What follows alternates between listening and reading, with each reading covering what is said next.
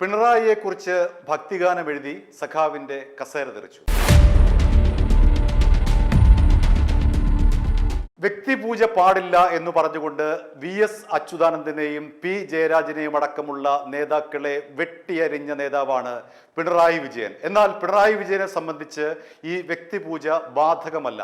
പാർട്ടിയിൽ വ്യക്തികൾക്കല്ല പ്രാധാന്യം, പാർട്ടിക്കാണ് പ്രാധാന്യം എന്ന് പറഞ്ഞുകൊണ്ടാണ് VS അച്യുതാനന്ദനെയും P ജയരാജനെയും അടക്കമുള്ള നേതാക്കളെ അന്ന് പിണറായി വിജയൻ പാർട്ടിക്കകത്ത് വെട്ടിനിരത്തിയത്. ഇവരുടെ ഒരു ഫോട്ടോ പോലും കേരളത്തിൽ കാണാൻ പാടില്ല എന്നുള്ള നിലപാടാണ് അന്ന് പിണറായി വിജയൻ സ്വീകരിച്ചത്. P ജയരാജന്റെ കണ്ണൂരിലുള്ള മുഴുവൻ ഫ്ലെക്സുകളും എടുത്തു മാറ്റേണ്ടി വന്നു. VS അച്യുതാനന്ദന്റെ മുഴുവൻ കട്ടൗട്ടുകളും എടുത്തു മാറ്റേണ്ടി വന്നു. അവിടെയെല്ലാം പകരമായി വന്നത് പിണറായി വിജയന്റെ മുഖമാണ്.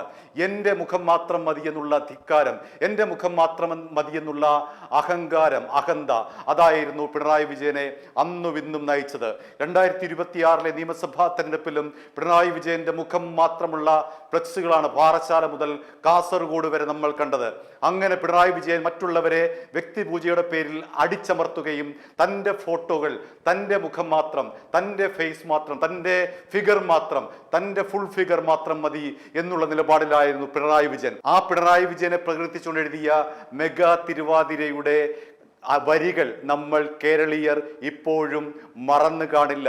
അത് പിണറായി വിജയനും മറന്നു കാണില്ല. കാരണം ആ മെഗാ തിരുവാതിരയിലെ ഒരു വിശേഷണമായിരുന്നു കാരണഭൂതൻ.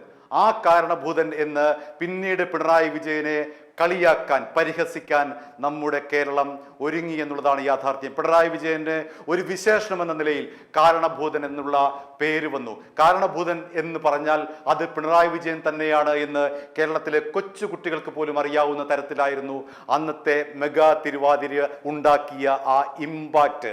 ആ ഇമ്പാക്റ്റ് ഇപ്പോഴും നിലനിൽക്കുന്നു. പൂവരണി KVP നമ്പൂതിരി എന്ന് പറയുന്നയാളാണ് അന്ന് പിണറായി വിജയനെ സ്തുതിച്ചുകൊണ്ട് ഇന്നീ പാർട്ടി ലോകമെങ്ങും ശോഭിച്ചിടാൻ കാരണഭൂതൻ എന്ന് തുടങ്ങുന്ന വരികൾ എഴുതിയത്. CPIM-ന്റെ തിരുവനന്തപുരം ജില്ലാ സമ്മേളനവുമായി അനുബന്ധിച്ച് ജനാധിപത്യ മഹിളാ അസോസിയേഷന്റെ പാറശാല ഏരിയ കമ്മിറ്റിയാണ് അന്നത്തെ മെഗാ തിരുവാതിര സംഘടിപ്പിച്ചത്.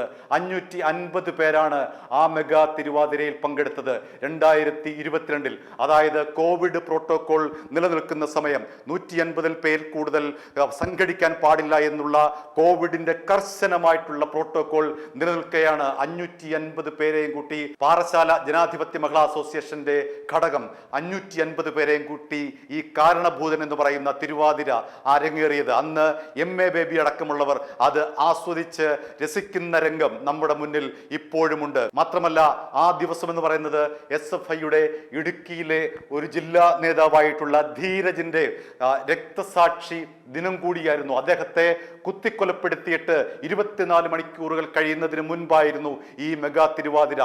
ഇടുക്കിയിൽ സഖാവ് ധീരജിന്റെ മൃതദേഹവുമായി വിലാപയാത്ര നടത്തുമ്പോഴാണ് പാറശാലയിൽ ഇന്നീ പാർട്ടി ശോഭിച്ചിടാൻ എന്ന് തുടങ്ങുന്ന പിണറായി വിജയനെ സ്തുതിച്ചുകൊണ്ടുള്ള ആ മെഗാ തിരുവാതിര അരങ്ങേറിയത്. പാർട്ടിക്കകത്തും പുറത്തും വലിയ വിമർശനങ്ങൾ ഏറ്റുവാങ്ങിയ ആ മെഗാ തിരുവാതിര എഴുതിയത് പൂവരണി KVP നമ്പൂതിരിയാണെങ്കിൽ ഇപ്പോഴിതാ മറ്റൊരു പിണറായി ഭക്തിഗാനം എഴുതിയ ആളെ VD സതീശൻ സർക്കാർ തെറിപ്പിച്ചിരിക്കുന്നു. അതിൻ്റെ വിശേഷണങ്ങളാണ് ഇനി പറയാൻ പോകുന്നത്. ചെമ്പടയ്ക്ക് കാവലാൾ എന്ന് തുടങ്ങുന്ന ഭക്തിഗാനം, പിണറായിയെ സ്തുതിച്ചുകൊണ്ട് എഴുതിയ ഭക്തിഗാനം. ചെമ്പടയ്ക്ക് കാവലാൾ ചെങ്കനൽ കണക്കൊരാൾ എന്ന പേരിൽ പിണറായി വിജയനെ സ്തുതിച്ചുകൊണ്ട് അന്നത്തെ പൊതുഭരണ വകുപ്പിലെ അറ്റൻഡറായിരുന്ന ചിത്രസേനൻ, ആ ചിത്രസേനൻ വിരമിച്ചിട്ട് വർഷങ്ങളായി. പക്ഷേ ഈ ഒരു പിണറായി വിജയന്റെ സ്തുതിയുടെ പേരിൽ, ഈ ഒരു പിണറായി വിജയൻ സ്തുതിഗീതത്തിന്റെ പേരിൽ പിണറായി വിജയൻ അദ്ദേഹത്തെ ധനകാര്യ വകുപ്പിൽ സ്പെഷ്യൽ മെസ്സഞ്ചർ എന്നുള്ള ഒരു പോസ്റ്റിലേക്ക് നിയമിക്കുകയായിരുന്നു. ആ നിയമനവും പാർട്ടിക്കകത്തും പുറത്തും വലിയ വിവാദമായി. എങ്കിൽ പോലും പിണറായി വിജയൻ ആ വിവാദങ്ങളെ ഒന്നും കണക്കിലെടുക്കാതെ അത്തരമുള്ള വിമർശനങ്ങളെയെല്ലാം നിഷ്പ്രഭമാക്കിക്കൊണ്ട് ചിത്രസേനനെ പുനർനിയമനം നടത്തിക്കൊണ്ട് അദ്ദേഹത്തിന് എല്ലാവിധ സപ്പോർട്ടും നൽകിക്കൊണ്ട് പിണറായി വിജയൻ ചിത്രസേനന് മുന്നിൽ അടിയുറച്ചു നിന്നു. ഇതാ ഇപ്പോൾ ചിത്രസേനൻ തെറിച്ചിരിക്കുന്നു. VD സർക്കാർ വന്നിട്ട് ചിത്രസേനന്റെ കസേര തെറിപ്പിച്ചിരിക്കുന്നു. പിണറായി വിജയനെ കുറിച്ച് ഭക്തിഗാനം എഴുതിയ ചിത്രസേനൻ ഇപ്പോൾ ആ കസേരയിലില്ല. എന്തായിരുന്നു പിണറായി വിജയനെ സ്തുതിച്ചുകൊണ്ട് ചിത്രസേനൻ ഇത്തരം ഒരു ഗാനം എഴുതാനുള്ള കാരണം? സെക്രട്ടേറിയറ്റ് എംപ്ലോയീസ് അസോസിയേഷൻ നേതാവാണ്. അതായത് CPM അനുകൂല സംഘടനയാണ് സെക്രട്ടേറിയറ്റ് എംപ്ലോയീസ് അസോസിയേഷൻ. ആ സെക്രട്ടേറിയറ്റ് എംപ്ലോയീസ് അസോസിയേഷന്റെ സുവർണ ജൂബിലിയുടെ ഭാഗമായി മുഖ്യമന്ത്രിയെ വേദിയിലിരുത്തിക്കൊണ്ടാണ് ഇത്തരമൊരു ഗാനം അന്ന് സെക്രട്ടേറിയറ്റ് എംപ്ലോയീസ് യൂണിയന്റെ ഗാന സംഘം അവതരിപ്പിച്ചത്. എഴുതിയത് ആളാണ് ഈ പറയുന്ന ചിത്രസേൻ. അങ്ങനെ പിണറായി വിജയന്റെ മുഖസ്തുതിക്ക്, പിണറായി വിജയന്റെ ഗുഡ് ബുക്കിൽ ഇടം പിടിക്കാൻ, പിണറായി വിജയന്റെ സ്വന്തം ആളാണ് എന്ന് പറഞ്ഞുകൊണ്ട് സെക്രട്ടേറിയറ്റിൽ വിലസാൻ ഈ ഒരൊറ്റ ഗാനത്തിലൂടെ ചിത്രസേനന് കഴിഞ്ഞു. മാത്രമല്ല, റിട്ടയർഡ് ആയി പോയ ആളെ തിരിച്ചു വിളിച്ച് കസേരയിലിരുത്താൻ പിണറായിക്കുമായി തന്റെ മുഖസ്തുതി എഴുതിയ, തനിക്ക് വേണ്ടി ഭക്തിഗാനം എഴുതിയ, തന്നെ പുകഴ്ത്തി എഴുതിയ ചിത്രസേനനെ അങ്ങനെ അങ്ങ് കൈവിടാൻ പിണറായി വിജയൻ ഒരുക്കമല്ലായിരുന്നു. അതുകൊണ്ടാണ് ഇത്തരം ഒരു പുനർനിയമനം അവിടേക്ക് പിണറായി വിജയൻ വീണ്ടും കൊണ്ടുവന്നത്, ചിത്രസേനനെ വീണ്ടും കസേരയിലിരുത്തിയത്. എന്താണ് വകുപ്പ് എന്ന് ചോദിച്ചാൽ ധനകാര്യ വകുപ്പിലെ സ്പെഷ്യൽ മെസ്സഞ്ചർ എന്ന് പറയുന്ന ഒരു പോസ്റ്റ്. അങ്ങനെ റിട്ടയർഡ് ആയിട്ടും അദ്ദേഹത്തിന് പെൻഷൻ കൂടാതെ ശമ്പളവും ലഭിച്ചിരുന്ന കേരളത്തിന്റെ പൊതു മനസാക്ഷി അംഗീകരിക്കാത്ത ഒരു കാഴ്ച. ഒരു വശത്തുകൂടി പെൻഷൻ വാങ്ങുന്നു, ഒരു വശത്തുകൂടി ഇതാ സർക്കാരിന്റെ പണം വാങ്ങുന്നു. അങ്ങനെ ശമ്പളവും പെൻഷനും ഒരുമിച്ച് വാങ്ങിയിരുന്ന ചിത്രസേനനാണ് ഇപ്പോൾ തെറിച്ചിരിക്കുന്നത്. പിണറായി വിജയനെ എന്തെല്ലാമാണ് വിശേഷിപ്പിച്ചിരിക്കുന്നത്? ചെമ്പടയ്ക്ക് കാവലാൾ എന്ന് മാത്രമല്ല, ചെങ്കൊടി കരങ്ങളിലേന്തി കേരളം നയിക്കുന്നവൻ എന്നാണ് ചിത്രസേനന്റെ ഭാവന വിടർന്നത്.